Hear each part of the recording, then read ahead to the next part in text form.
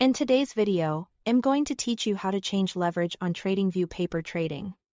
Start on any chart in TradingView.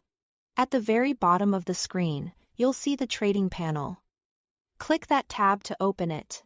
This panel is where you manage broker connections and access the built-in paper trading account.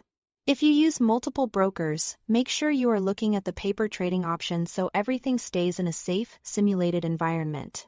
Next, select your paper trading account and click the gear icon to open its settings. This is the control center for your simulated account.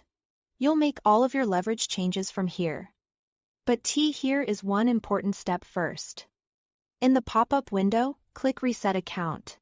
This is how you access the full set of account options that includes leverage. Keep in mind, resetting a paper account clears your simulated positions, orders, and performance history. If you've been testing a strategy and want to keep a record, consider noting your results before proceeding. The reset only affects the paper account and does not touch any live funds or live broker connections. Now you'll see leverage controls organized by asset class. Use the drop-down menus next to Forex, crypto, stocks, and any other listed classes to choose the leverage ratio you prefer. Leverage determines how much buying power your simulated account has relative to its equity. For example, 5x leverage means every dollar in your paper account controls $5 of exposure. Higher leverage can amplify both gains and losses in your practice trades, so pick levels that reflect how you'd realistically operate.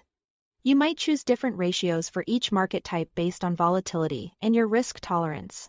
Conservative settings can be useful while you fine-tune a strategy. You can always revisit this panel later and change them again. When you've set the leverage for each asset class, click Reset again to apply your new settings. That final click confirms the reset and activates the leverage you selected across the paper account. From this point forward, your simulated margin and position sizing will follow those ratios whenever you place paper trades in the relevant markets. That's it. Thanks for watching.